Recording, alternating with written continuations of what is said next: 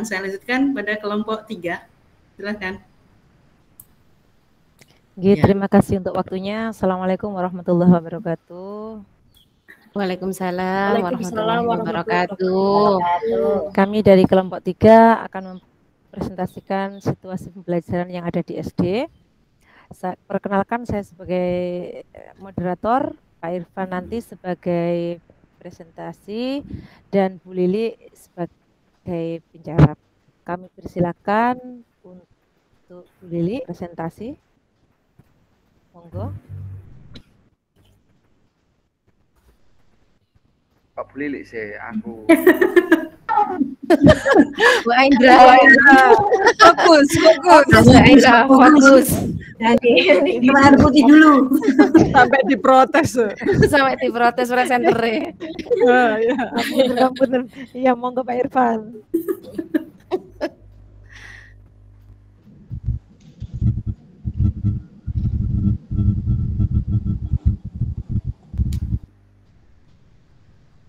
Sudah kelihatan belum? Belum, Pak. Bu Hendra, Salam. bisa bantu? Oh, iya, siap.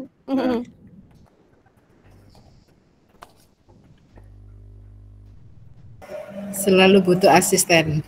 Iya, Bu. Itu manja itu manja. Naungnya sama baik. Aku kayak mana? Pak Irfan. Ya, terima kasih Pak Indra telah membantu saya. Sami-sami. Dan teman-teman, perkenalkan kami dari kelompok 3.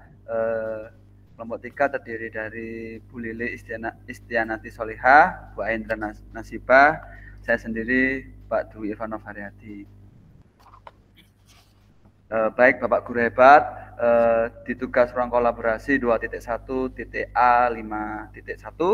analisis skenario pembelajaran berdiferensiasi di jenjang SD. Baik Bapak Guru hebat yang ada di sini, kelompok kami sudah menganalisis satu skenario pembelajaran berdiferensiasi di jenjang SD. Yang pertama yang adalah dari skenario soal pematik ya. Yang pertama dari skenario pembelajaran yang ditelaah apakah kebutuhan murid yang berusaha dipenuhi oleh guru tersebut. Yang kedua, bagaimana cara guru tersebut menentukan kebutuhan belajar muridnya. Dan ketiga, strategi pembelajaran berdiferensiasi apa yang digunakan. Yang keempat, bagaimana guru tersebut melakukan penilaian. Situasi pembelajaran berdiferensiasi di SD. Pak Dermawan adalah guru sekolah dasar. Minggu depan, ia akan mengajar murid-muridnya materi tentang cara kerja salah satu sistem organ tubuh manusia, yaitu sistem organ pencernaan. Saat merencanakan pembelajaran, Pak Dermawan mempersiapkan beberapa sumber belajar yang menurutnya akan membantu murid-muridnya belajar sesuai dengan kebutuhannya. Sumber daya belajar yang ia siapkan diantaranya adalah 1. Sebuah poster diagram yang menunjukkan bagian-bagian organ pencernaan yang dipinjam dari perpustakaan. 2. Berbagai bacaan yang memuat pembahasan tentang bagaimana organ pencernaan bekerja dari beberapa sumber, ada yang berupa beberapa buku bacaan dengan tingkat kesulitan berbeda yang juga ia pinjam dari perpustakaan yang memuat informasi tentang cara kerja sistem organ pencernaan. Artikel yang ia ambil dari majalah Anak. Kebetulan ada pembahasan tentang sistem pencernaan dengan bahasa yang lebih sederhana. Komik sains milik salah satu muridnya. Di minggu sebelumnya ia sudah menanyakan pada murid-muridnya apakah ada yang memiliki sumber belajar yang berhubungan dengan sistem organ pencernaan. Kebetulan ada satu muridnya yang memiliki komik sains dan diminta untuk membawanya ke sekolah.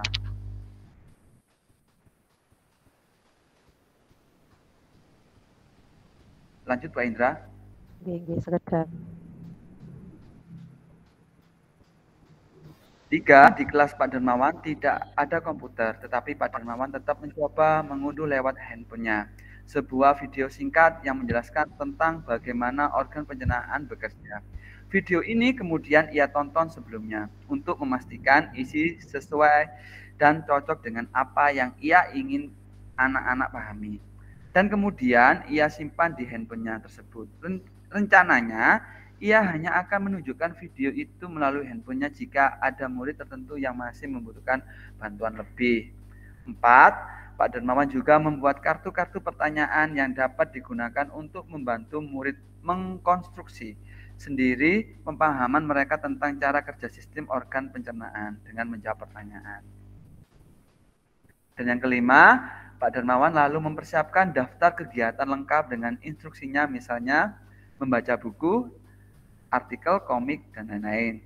Dan mengamati poster atau diagram, mendiskusikannya, dan kemudian membuat ringkasan untuk menunjukkan pemahaman tentang isi poster tersebut.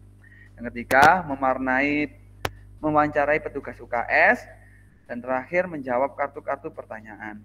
Aktivitas tersebut walaupun berbeda-beda namun semuanya bertujuan agar murid memahami cara kerja sistem pencernaan. Pak Darmawan pun siap mengajar. 6. Di awal pembelajaran, Pak Darmawan memberikan penjelasan kepada semua murid yang ada di kelasnya tentang tujuan pembelajaran dan konsep kunci yang ia ingin anak-anak kuasai. Lewat proses tanya jawab dan contoh-contoh, ia juga memastikan bahwa murid-muridnya memahami apa yang dimaksud dengan sistem. 7. Setelah itu, ia meminta murid-muridnya memulai bekerja dalam kelompok. Untuk penugasan kali ini, Pak Darmawan telah mengelompokkan muridnya berdasarkan tingkat kemampuan murid membaca. Hal ini karena tugas pertama yang harus dilakukan oleh setiap kelompok adalah membaca materi bacaan terlebih dahulu. Pak Darmawan menyesuaikan teks yang dibaca tiap kelompok dengan kemampuan membaca mereka. Yang ke-8, Pak Darmawan menjelaskan pada murid-muridnya bahwa dalam 1 minggu tersebut, setiap kelompok akan mendapat target untuk menyelesaikan kegiatan yang telah disiapkan oleh Pak Darmawan tersebut. Keputusan tentang kegiatan mana yang ingin dilakukan lebih dulu diserahkan sepenuhnya kepada murid. Yang jelas, mereka diberikan kesempatan melakukan kegiatan-kegiatan tersebut pada saat jam pelajaran IPA di minggu tersebut. Yang ke-9, selama proses murid melakukan kegiatan, Pak Darmawan memastikan ia mengobservasi dan memantau pemahaman murid-muridnya. Ia mendatangi tiap kelompok, mengajukan pertanyaan, dan memberikan pertanyaan lanjutan kepada murid-murid yang memerlukan bantuan atau perlu diberikan tanggapan lebih. Ia misalnya menunjukkan video lewat handphonenya kepada beberapa anak yang tampak masih kesulitan, membantu mereka memahami konsep-konsep kunci dengan kosakata sederhana yang kemudian ia display di kelas. Pak Darmawan juga membuat catatan-catatan penilaian selama proses ini. Setiap jawaban murid, pertanyaan murid, ia perhatikan, ia gunakan sebagai informasi ini untuk menyesuaikan tingkat bantuan yang ia berikan pada murid. Dan yang ke-10, Pak Darmawan kemudian melakukan penilaian untuk mengetahui sejauh mana murid-muridnya memahami materi tersebut. Ia kemudian membuat penilaian berjenjang, tier assessment. Yang pertama, untuk murid-murid yang kemampuannya kurang, ia menugaskan mereka untuk menjelaskan alur pencernaan dalam sebuah diagram alur sederhana yang dilengkapi penjelasan singkat. Dengan menggunakan kosakata sederhana sesuai dengan yang telah mereka pelajari dan bahkan telah didisplay di kelas. Dan yang kedua, untuk murid-murid yang kemampuannya sedang, ia meminta mereka membuat sebuah cerita narasi tentang alur pencernaan dengan kosakata yang lebih bervariasi. Dan yang ketiga, untuk murid-murid yang kemampuannya tinggi, ia meminta mereka membuat sebuah cerita kreatif dari perspektif seseorang makanan yang menarasikan alur pencernaan. Melalui tugas ini, penyusunan kalimat dan pemilihan kosakata yang digunakan tentunya sudah lebih sulit. Baik Bapak Guru hebat yang ada di sini, pertanyaan nomor 1, apakah kebutuhan murid yang berusaha dipenuhi oleh Pak Darmawan? Yang pertama adalah kesiapan belajar siswa tentunya. Dan yang kedua adalah minat dari siswa itu. Dan yang ketiga adalah profil belajar murid. Dan untuk pertanyaan yang nomor 2, bagaimana cara guru tersebut menentukan kebutuhan belajar muridnya? Dari yang nomor 1, kesiapan belajar, yaitu melalui kartu-kartu pertanyaan tadi yang diberikan oleh Pak Darmawan.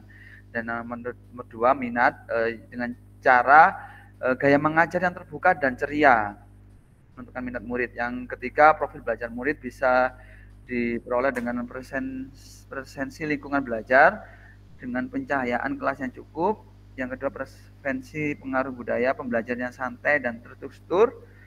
Yang ketiga, preferensi gaya belajar, media yang bervariatif untuk mengakomodasi semua profil belajar murid. Contohnya, menggunakan poster, buku bacaan, artikel, komik untuk mengakomodasi murid dengan gaya belajar visual, menyiapkan video tentang sistem organ pencernaan untuk mengakomodasi murid dengan gaya belajar audio visual.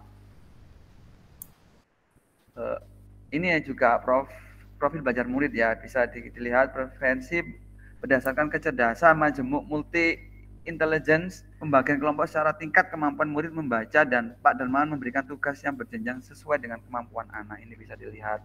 Nanti kalau anak yang seperti ini bisa dikelompokkan. Pertanyaan yang ketiga, strategi pembelajaran berdiferensiasi apa yang digunakan oleh Pak Darmawan? Yang satu adalah diferensiasi konten. Dengan contoh, Pak Darmawan mempersiapkan beberapa sumber belajar yang menurutnya akan membantu murid-muridnya belajar sesuai dengan kebutuhannya. Pada saat Pak Darmawan menyampaikan tujuan pembelajaran dan memberikan penjelasan awal serta menampilkan beberapa media pembelajaran, terlihat pada langkah pembelajaran ke-6. Di awal pembelajaran, Pak Darmawan memberikan penjelasan kepada semua murid yang ada di kelasnya tentang tujuan pembelajaran dan konsep kunci yang ingin anak-anak kuasai. Yang kedua adalah diferensiasi proses. Pada saat proses diskusi kelompok terlihat pada langkah pembelajaran ke-9, Pak Darmawan melakukan satu, menggunakan penilaian berjenjang. Dua, membuat kelompok diskusi berdasarkan kemampuan baca murid. Yang ketiga, menggunakan pertanyaan pemandu atau tantangan. Yang keempat, murid-murid yang memerlukan bantuan atau perlu diberikan tantangan lebih, misalnya menunjukkan video lewat handphone kepada beberapa anak yang tampak masih kesulitan, membantu mereka memahami konsep-konsep kunci dengan kosakata sederhana yang kemudian ia display di kelas. Pak Darmawan juga membuat catatan penilaian selama proses. Yang kelima, Pak Darmawan memastikan ia mengobservasi dan memantau pemahaman murid-muridnya. Beliau mendatangi tiap kelompok, mengajukan pertanyaan dan memberikan pertanyaan lanjutan. Yang keenam, mengembangkan kegiatan bervariasi yang mengakomodasi gaya belajar.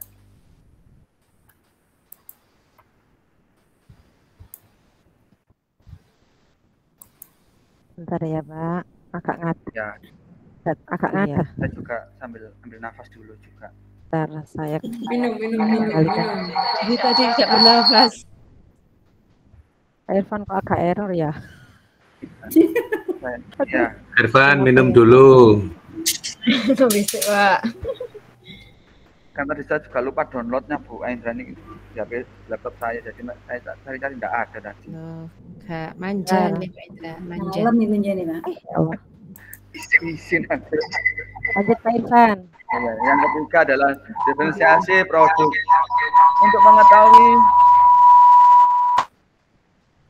Untuk mengetahui sejauh mana murid-muridnya memahami materi tersebut, Pak Darmawan memberikan tugas membuat alur pencernaan sesuai dengan kemampuan masing-masing murid. Ini diferensi produknya ya. Seperti ini Bapak Ibu contohnya. Lanjut. Apa ya Pak ya, Kak ngadet ya Pak. Ya.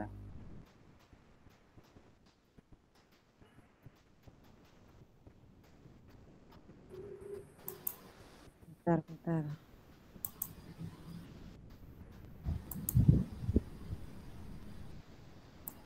Untuk pertanyaan yang keempat, bagaimana guru melakukan penilaian? Pak Darmawan melakukan 3 perspektif penilaian. Yang pertama adalah assessment for learning. Ketika Pak Darmawan berkeliling ke kelompok-kelompok mengajukan pertanyaan dan memberikan pertanyaan lanjutan kepada murid-murid yang memerlukan bantuan atau perlu diberikan tantangan lebih. Yang kedua, assessment of learning. Pak Darmawan kemudian melakukan penilaian untuk mengetahui sejauh mana murid-muridnya memahami materi.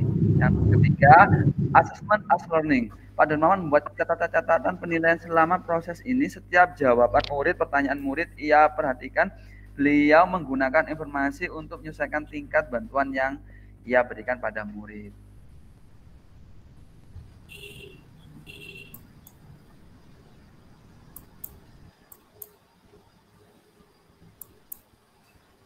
Sudah selesai Ya, Pak Irfan? sudah selesai. Memang ini ngadet Bu Siti Nur, mohon maaf. Biar saya tutup dengan pantun. Kenapa? Kemarin saya sudah membuat pantun bersama teman-teman.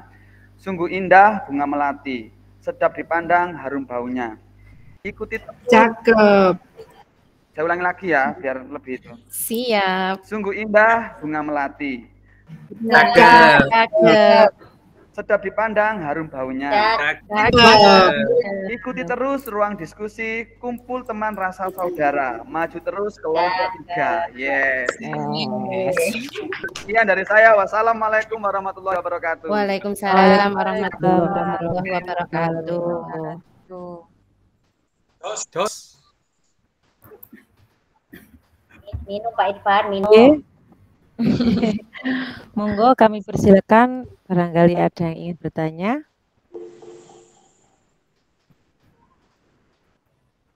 Sekedar.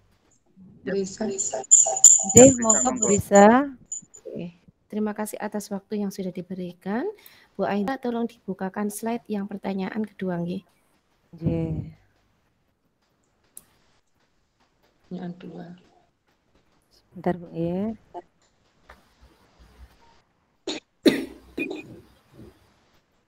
Oke, monggo Bu Risa. Oke, masih belum terlihat. Oh, belum terlihat. Pas Iya, sinyal ya. belum.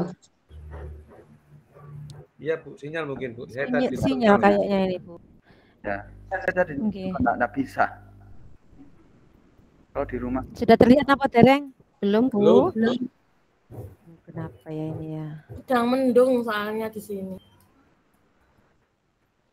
Mungkin dibacakan aja Bu kalau Ah, Bu. misalnya Bu Lili. Lihat. Oh, ini sudah boleh. Ya, Bu Lili ini. Oke. Mana Bu Lili? Duh, kok hilang? Mana? Oh, yang sebelah kiri itu. Iya, sudah kelihatan.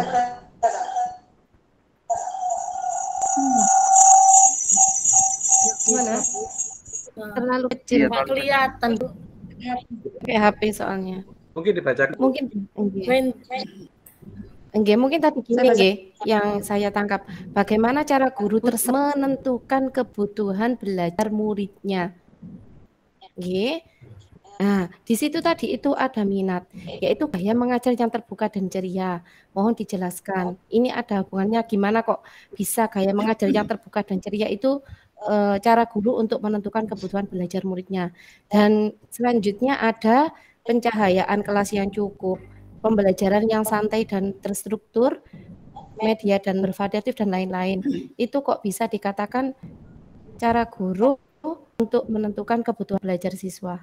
Terima kasih. Terima kasih pertanyaannya Bu Risa. Monggo Bu Lili jawab tadi. Ya, untuk saya terlalu lama nih. Untuk Bu Lili karena pakai laptop sama HP ya. Iya. Mungkin yang laptopnya di itu apa suaranya dimatikan dimatikan suaranya biar suara dari HP saja. Oke, seperti ini nggih. Ya, betul, Gus. Untuk mengakomodasi kebutuhan minat atau gaya belajar siswa tadi yaitu dengan menyesuaikan anak yang berkebutuhan anak yang kemampuannya rendah diberikan tugas yang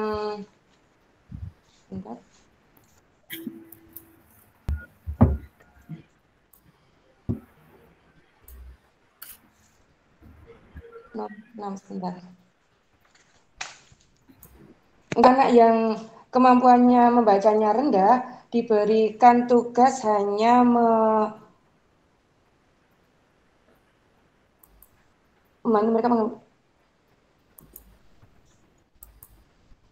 menugaskan mereka sebentar Bu.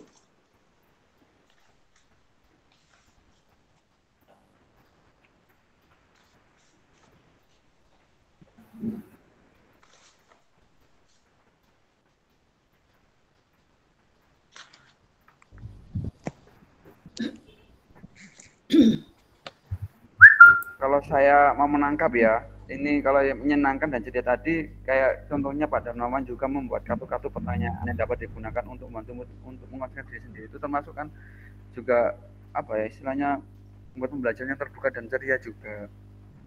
Dan untuk yang apa ya, yang pencahayaan tadi ya, Bu Risa. Ya, ya pokoknya yang sesuai dengan slide jenengan yang pertanyaan 2 di situ tadi kan pertanyaannya cara guru tersebut menentukan kebutuhan belajar muridnya. Di situ tadi mau dijelaskan kok ada gaya mengajar yang terbuka ceria itu kok bisa dikatakan cara guru menentukan kebutuhan itu yang bagaimana. Kemudian ada pencahayaan kelas yang cukup, kemudian pembelajaran yang santai dan struktur. Itu maksudnya itu yang bagaimana kok bisa cara itu digunakan untuk menentukan kebutuhan belajar murid gitu loh Pak maksudnya. Yang bagaimana? Baik, saya akan menambahi untuk kemampuan murid kan tadi dibedakan menjadi 3 oleh Pak Darmawan. Murid yang berkemampuan kurang, murid yang berkemampuan sedang, dan murid yang berkemampuan tinggi. Untuk memenuhi kebutuhan murid yang berkemampuan kurang, Pak Darmawan memberikan tugas hanya menggunakan kosakata sederhana. Sedangkan untuk yang murid berkemampuan sedang, Pak Darmawan memberikan tugas untuk membuat sebuah cerita narasi tentang alur pencernaan dengan kosakata yang lebih bervariasi. Kemudian untuk murid yang berkemampuan tinggi, Pak Darmawan meminta mereka membuat sebuah cerita kreatif yang dari perspektif seseorang makan yang dinarasikan. Nah, ini disesuaikan dengan kebutuhan belajar mereka karena kemampuan dari murid-murid Pak Darmawan ini sudah dipetakan sebelumnya untuk mengetahui kemampuan memahami bacaan. Seperti itu Bu Risa. Berarti ini maksudnya gaya mengajar yang terbuka dan ceria itu. Yang terbuka dan ceria itu Pak Darmawan kan menyiapkan beberapa sumber belajar, tidak hanya bacaan dari buku, dari perpustakaan, tapi juga menyiapkan dari artikel majalah, dari komik sains, dan juga video yang diunduh dari handphone meskipun tidak ada di kelasnya. Itu kan Pak Darmawan berusaha memberikan memenuhi kebutuhan murid-muridnya. Enggak, maksud saya yang saya tanyakan bukan memenuhi, ini pertanyaannya tadi kan menentukan kebutuhan muridnya, bukan memenuhi. Pertanyaannya yang nomor 2.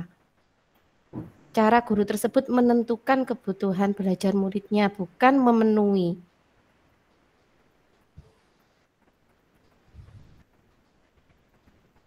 Ya, mungkin Bu Indra bisa menambahkan. Oke. Yang dimaksud Bu Risa tadi kan yang ditanyakan menentukan kebutuhan belajar murid ya Bu Risa. Oke. Yes. Di sini menentukan kebutuhan belajar muridnya kan kita harus menyiapkan kesiapan terlebih dahulu Bu ya. Jadi tadi melalui kartu-kartu pertanyaan tadi yang sudah disiapkan oleh ya. Nah, terus selanjutnya adalah kita ingin mengapa yang minat tadi dengan cara gaya mengajar yang terbuka dan ceria ya tadi dengan cara bisa dibuat dengan apa namanya dengan berbagai macam apa tadi Bu? Tugas yang berbeda. Iya seperti itu. Nah sedangkan profil belajar muridnya mengapa kok apa namanya ada pencahayaan kelas di situ karena memang itu kan salah satu pendukung seperti itu. Selain itu juga pembelajaran yang santai dan terstruktur kan tidak harus apa ya tegas seperti itu. Bagaimana Bu Risa? Mungkin yang lain bisa menambahkan, monggo. Nggih, Bu Kusma, monggo. Terima kasih atas waktunya Bu. Yang sudah saya tangkap tadi presentasinya sudah benar. Mungkin yang dimaksudkan Bu Risa gini. Tadi kan untuk pemenuhan kebutuhan belajar dari segi Bapak gurunya ya, itu masuk dalam profil belajar murid. Di mana Dalam belajar murid itu kan terdiri dari beberapa faktor atau banyak faktor. Salah satunya adalah preferensi terhadap lingkungan belajar. Nah, yang termasuk dalam preferensi terhadap lingkungan belajar ini apa? Terkait dengan jumlah cahaya. Nggak mungkin kita juga menyediakan misalkan kelasnya gelap. Nah, itu salah satu faktor yang pendukung ya. Jadi terkait cahaya, terkait lingkungan sekitar dan lingkungan belajarnya yang terstruktur itu tadi bisa dengan cara kartu tadi. Tadi ada kartu-kartunya gitu kan, Gia? Itu masuk dalam profil belajar murid dengan caranya apa? Itu tadi pemenuhan. Terus terkait pembelajaran yang terbuka, terus menyenangkan tadi, nggih? Ngoten, Bu. Nah, itu adalah cara-cara kita untuk bagaimana menarik anak-anak supaya bisa minat mereka terhadap pembelajaran tersebut. Nah, itu bisa dipenuhi lewat profil belajar murid dengan cara yaitu tadi, kalau yang terstruktur tadi bisa lewat kartu-kartu, untuk yang preferensi terhadap lingkungan ya terkait pencahayaan kelas dan lain sebagainya. Mungkin seperti itu. Gimana Bu Risa? Masih belum apa ya? Belum tadi pemenuhan, sebenarnya bukan belum puas, masih apa ya, ngambang gitu loh. Pemenuhan kebutuhan belajarnya itu terkait profil belajar murid. Lah, profil belajar murid itu banyak sekali faktor kan, ya salah satunya preferensi lingkungan belajar. Nah, itu tadi yang disediakan oleh Pak Guru ini tadi, yaitu salah satunya adalah dengan cara lingkungan belajar yang pencahayaannya terang. Kemudian yang lainnya adalah kegiatan yang terstruktur melalui apa, yaitu tadi kartu-kartu dan lain sebagainya. Itu antara pemenuhan kebutuhannya sama caranya, cara memenuhi kebutuhannya. Mungkin yang lain bisa menambahkan. Yang saya tangkap seperti itu. Ya, memang seperti itu, bukan. Jadi walaupun pembelajaran itu kan kita juga harus melihat situasi juga. Minat tadi kita bisa melihat minat belajar siswa itu. Pak Dirman tadi kan juga sudah melakukan gerakan seperti membagikan kartu, ya. Maka pembelajarannya terbuka dan ceria juga. Terus kan yang tadi bilang juga profil belajar juga kan harus mendukung, kayak misalnya itunya apanya kan juga harus mendukung seperti itu, Bu Mami. Mungkin kalau jangan tanyakan itu sebenarnya saya tahu dan itu nyambung nggak misalnya dengan pemenuhan kok ono gini tuh seperti gitu sebenarnya. Cuma memang yang saya tangkap pada ilustrasinya seperti itu gitu. Bu Risa. Gimana Bu Risa? Bu, kurang apa Bu? Nggak apa-apa ditanyakan. Enggak, maksud saya ini tadi pertanyaannya kan bukan cara guru memenuhi, bukan menentukan kebutuhan belajar muridnya, bukan memenuhi kebutuhan belajar muridnya. Ini sama kayak yang tadi ditanyakan. Makanya kan betul. Itu kemarin kan kelompok sempat kemarin kelompok kami itu juga agak ininya di situ. Jadi Bu Nurul tadi kan bilang, oh ini anak ini suka duduk di bawah. Oh no. Kan gitu tadi ya Bu Nurul itu. Makanya saya juga masih ngambang gitu loh. Fokus. Mungkin teman yang lain bisa apa ya? Barangkali. Oke, monggo. Ya, Itu ya Pak. Di situ kan ada poin 4 itu. Darmawan juga membuat kartu-kartu pertanyaan digunakan untuk membantu mengkonstruksi sendiri pemahaman mereka. Mengkonstruksi sendiri pemahaman mereka tentang cara sistem organ pencernaan. Jadi mengkonstruksi sendiri pemahaman mereka, berarti antara anak yang satu dengan yang lain kan nanti hasilnya bisa berbeda nih. Tergantung pemahaman mereka. Dari kegiatan ini kan sudah awalnya mengalihkan nanti minatnya kemana, apakah ke membaca buku, apakah nanti mengamati poster, ataukah dengan wawancara, video, atau menjawab kartu pertanyaan itu sudah terpenuhi gitu. Dari situ sudah tampak ada pembelajaran yang menyenangkan. Yang saya coba pahami. Terima kasih Bu Ita. Bagaimana Bu Risa? Masih kurang mantap. Misal nanti misalnya mantap sama belajar yang dijelaskan. Mohon maaf kelompok kami. Monggo. Yang lain. Terima kasih Bu Andra dan teman-teman. Ngapunten. Kurang berapa menit nggih, Pak Irfan? Masih lagi? Teman-teman, masih ada yang ingin ditanyakan? Monggo. Monggo. Kurang 1 menit. Ya. Oh, gitu. Masih, Pak. Ya. 14.43. Sudah cukup nggih? Berarti tidak ada yang tanya lagi? Sampun. Nggih, demikian presentasi dari kelompok 3. Mohon maaf jika ada kesalahan. Kami akhiri. Wassalamualaikum warahmatullahi wabarakatuh. Waalaikumsalam warahmatullahi wabarakatuh.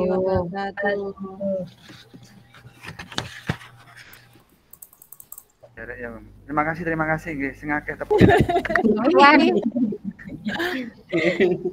Terima kasih untuk kelompok 3 yang terakhir ya.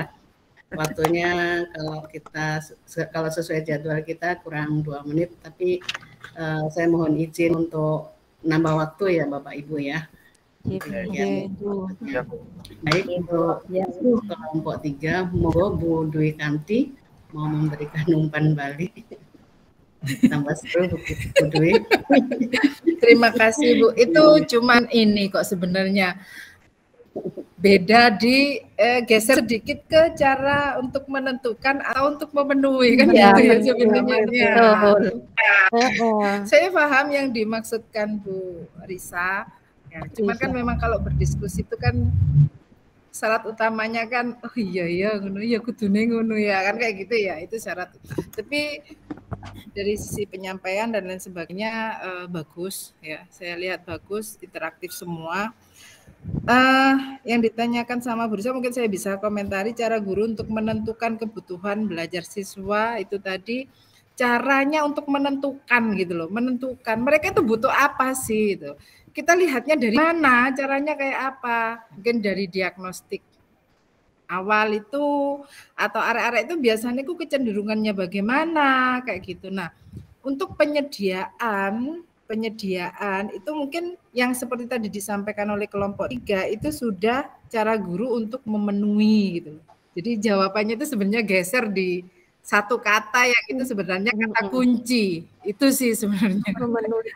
Ya, itu adalah cara guru untuk memenuhi kebutuhan, bukan untuk menentukan. Ketika kita menentukan, Pak Irfan suka rawon atau suka apa, itu kan ditanya dulu, Pak Irfan sukanya rawon apa soto, kan kayak gitu. Betul.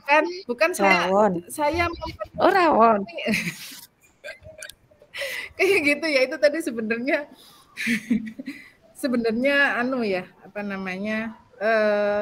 geser di satu kata sih, tapi dari sisi diskusi cukup interaktif ya. Kadang kita itu memang butuh untuk mencermati benar-benar maksud dari sebuah kalimat, maksud dari sebuah pertanyaan gitu ya.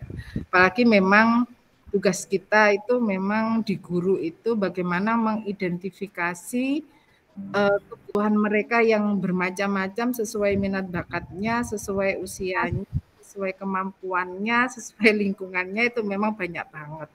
Nah, cara mengidentifikasi itu, terus kemudian baru kita tentukan, terus kemudian kita penuhi dengan cara apa, itu memang tugas kita semua.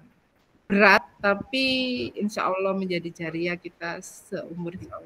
Amin. Saya rasa itu aja Bu dari saya. Terima kasih. Assalamualaikum warahmatullahi wabarakatuh. Waalaikumsalam warahmatullahi wabarakatuh. Terima kasih Bu Kanti untuk kelompok 3 tadi yang masih belum klik gitu ya, masih belum klik untuk cara menentukan atau cara mengidentifikasi kebutuhan murid gitu nggih. Di pembelajaran berdiferensiasi ini adalah keputusan masuk akal gitu kan untuk memenuhi kebutuhan belajar murid. Dari kebutuhan belajar murid itu ada apa kemarin? Kesiapan, minat, kemudian minat sama profil belajar. Nah, kemarin Pak Tri Andre sudah menyampaikan bahwa profil belajar murid itu dipengaruhi oleh lingkungan, oleh budaya, oleh gaya belajar, oleh kecerdasan majemuk, kan begitu. Nah, di kelompok ini tadi itu pengennya Pak siapa tadi? Pak Irfan. Ya. Bukan gurunya. Gurunya. Oh ya.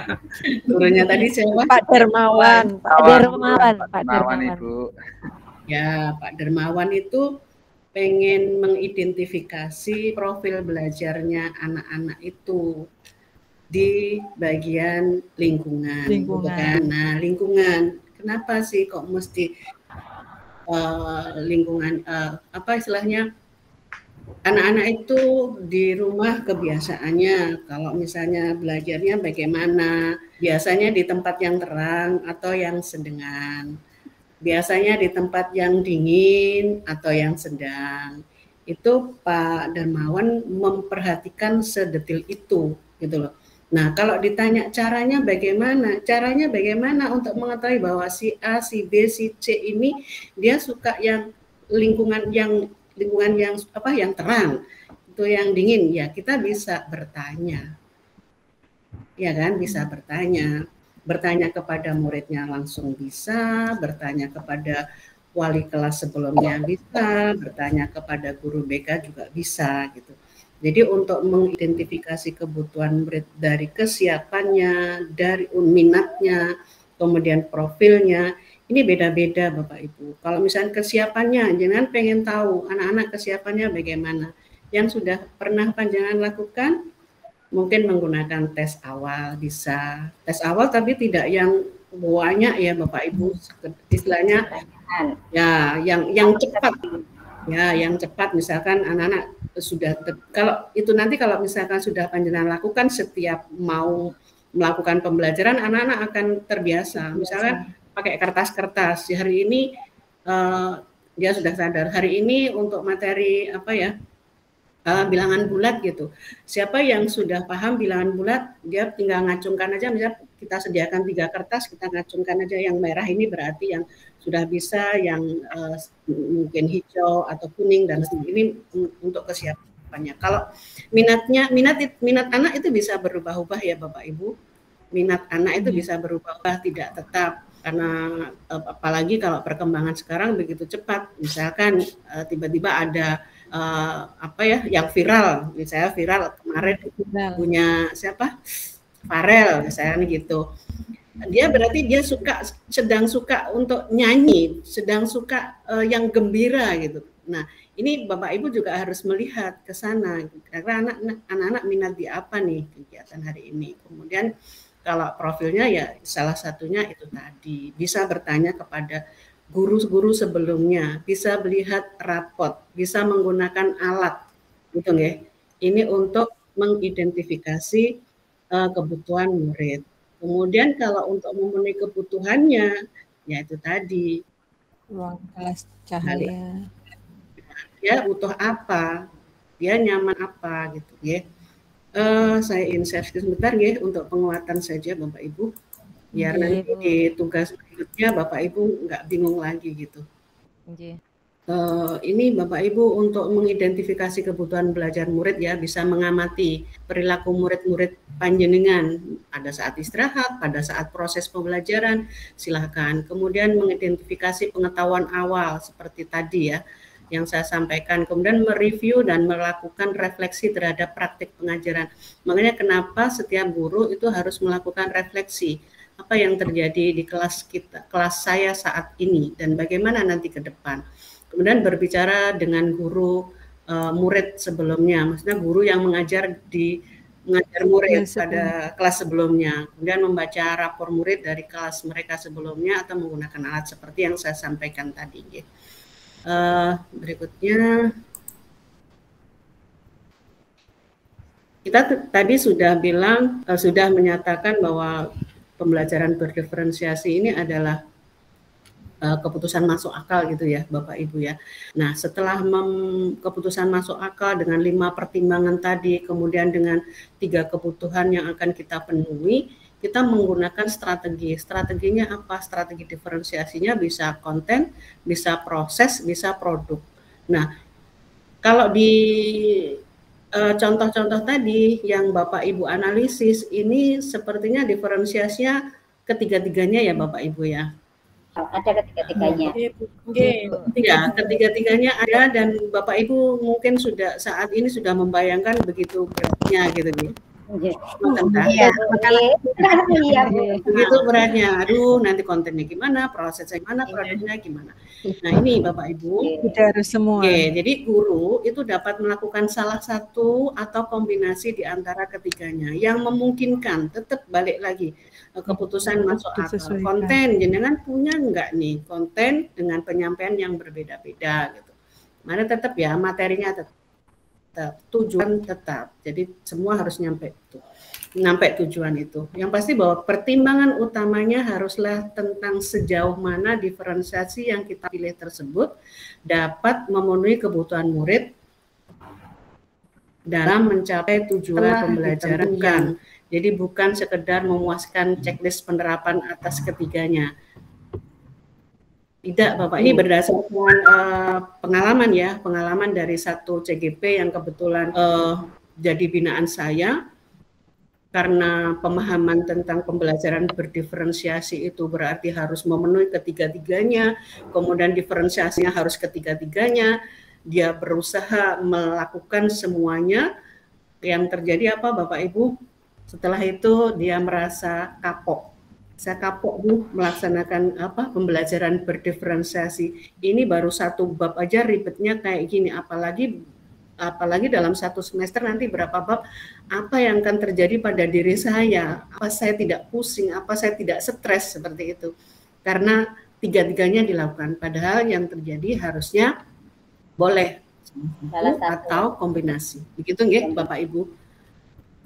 Kemudian berikutnya yang dimaksud strategi mendiferensiasi pembelajaran untuk konten itu yang bagaimana sih? Konten itu berarti materi pengetahuannya seperti yang disampaikan Bu Kusma tadi ya, materi pengetahuan, konsep dan keterampilan yang perlu dipelajari murid berdasarkan kurikulum. Jadi materi ini itu podo semuanya gitu nggih. Kemudian jadi di sini diferensiasi pembelajaran untuk strategi konten itu membedakan pengorganisasiannya dan membedakan format penyampaiannya. Ini Bapak Ibu ya, membedakan pengorganisasiannya dan membedakan format penyampaiannya.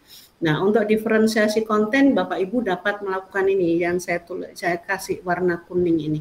Menyiapkan materi yang akan diajarkan dalam berbagai format, mungkin dalam bentuk tulisan, bentuk poster, video, audio dan yang lain. Atau memberikan teks yang lebih mudah ya, yang lebih mudah dipahami. Kemudian mungkin kalau misalkan ada materi yang sulit gitu, Bapak Ibu bisa buat tulisan yang lebih bisa diterima anak-anak, yang lebih mudah dipahami dengan bahasanya anak-anak. Kemudian memecah materi yang banyak menjadi bagian-bagian kecil sehingga lebih mudah dipahami oleh murid yang masih kesulitan. Jadi sedikit-sedikit, nggak langsung banyak. Mulai dari awal dulu, ditambah berikutnya, semakin lama semakin yang sulit gitu. Kemudian membuat kosakata kunci dan definisinya, seperti yang disampaikan oleh Bu Dwi Kanti tadi, ada kata kunci yang perlu dipahami anak-anak pada materi tersebut. Kemudian memberikan teks bacaan dengan beragam topik. Ini untuk diferensiasi konten, gitu ya. Terus berikutnya kalau diferensiasi proses itu yang bagaimana? Namanya juga proses, berarti kegiatan yang memungkinkan murid berlatih dan memahami atau memaknai konten. Jadi kegiatannya mulai dari awal sampai akhir itu bagaimana gitu. Nah, ini membedakan proses yang harus dijalani murid. Ini untuk diferensiasi proses. Bapak Ibu bisa memberikan pendampingan atau tingkat dukungan yang berbeda bagi murid-murid. Misalkan tadi yang disampaikan oleh siapa ya, oleh Bu Nani apa siapa, kalau yang pinter diapakan, yang sedang, yang kurang bagaimana gitu ya. Kemudian membuat kelompok belajar tambahan untuk mengajarkan kembali konten dengan cara yang baru atau lebih terbimbing bagi murid yang mengalami kesulitan.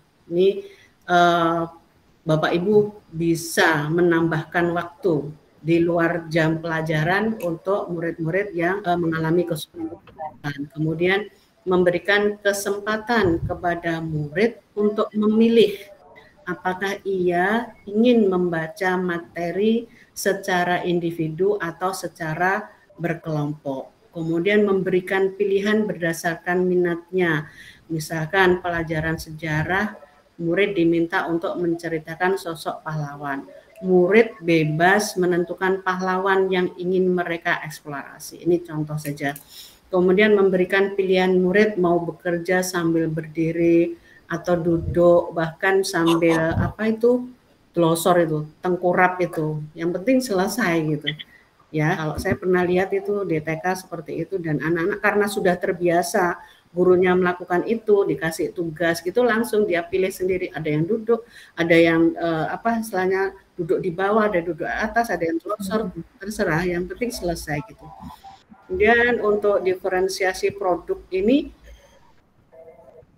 bukti yang menunjukkan apa yang murid telah pahami. Jadi hasilnya Bapak Ibu. Jadi membedakan dan memodifikasi produk sebagai hasil belajar murid, hasil latihan, penerapan dan pengembangan apa yang telah dipelajari. Untuk diferensiasi produk ini dapat dilakukan dengan ini, misalnya untuk murid yang memerlukan bimbingan ini dengan menjawab pertanyaan-pertanyaan mengenai konten inti materi, jadi hanya menjawab saja. Kalau yang cukup mahir bisa membuat presentasi. Kemudian kalau yang sudah sangat mahir bisa membuat sebuah inovasi, menelaah permasalahan yang lebih kompleks, diberikan masalah yang lebih kompleks lagi, gitu ya. Untuk